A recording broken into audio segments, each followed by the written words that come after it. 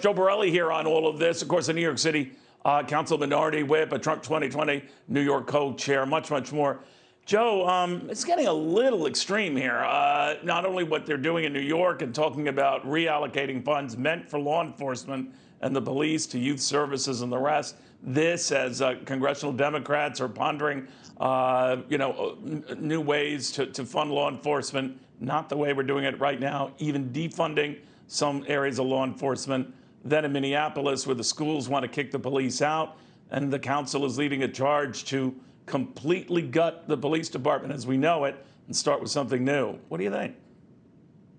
Well, yeah, I mean, there's a lot to unpack. I mean, the first thing that should concern Americans is how quickly the idea of defunding the police went from sort of an obscure progressive hashtag to a serious policy consideration in America's largest cities. I think we expected there to be a lot of police reforms in the wake of Derek Chauvin. I mean, we really have never seen America this united in actually criticizing the role of that officer and his colleagues.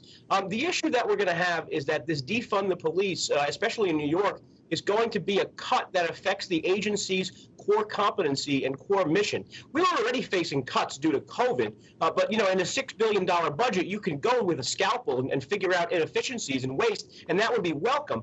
The numbers we're talking about would actually jeopardize public safety in and around New York. Last week alone, on record, there were 21,372 911 calls from New Yorkers who were witnessing crimes or were the victims of crimes themselves to the NYPD. These are real people, real New Yorkers who still need a uniformed cop to show up and save the day and sort out the problems.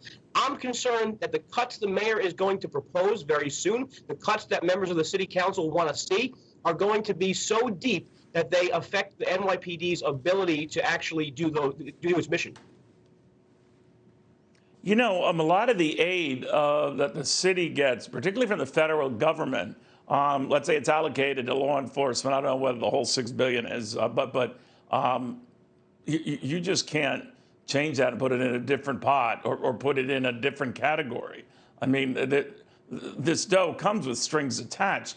So easier said than done. But let's say he succeeds. I'm sure you have your worries.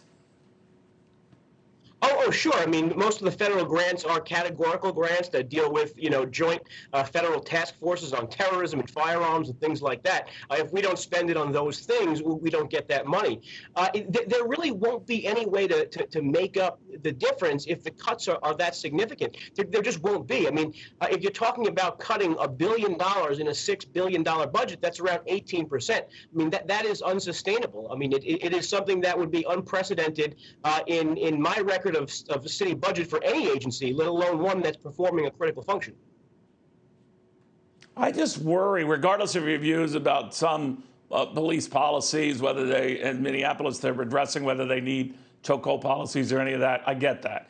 But some of this other stuff, if you're giving a heads up at a school system, let's say in the Minneapolis area, that you don't want police there, isn't that like an engraved invitation to those who solicit drugs and those who, are part of gangs, that it's open season now? Look, the NYPD went into the schools a few decades ago in response to growing crime and growing problems within the New York City public school system. Their affiliation with the NYPD, they have non-armed officers in New York City schools. Their affiliation with the NYPD has proven successful and has kept schools safe, has kept the school my kids go to safe. And I just can't see why there's such a knee-jerk reaction to pulling people out and then replacing them with someone else. I think that's really the bigger problem. I caught an interview with one of the Minneapolis city council members on a different network who really had no answer for who someone would call when there's a problem in their neighborhood, when there's a problem in their school or elsewhere. They just haven't thought this out. The city of Camden, for example, is the only other city that disbanded its police department due to really systemic problems, but they replaced it right away with a new county police department that took over the role right away on day one. We just don't see that coming from Minneapolis or even the people that want to cut funding here in New York City. Yeah, if you want to address, grievances and whether, certain officers go too far, by all means. But then to just say, all right, junk the whole bunch. Be careful what you wish for. Joe Borelli, always good having you, my friend. Thank you very, very much.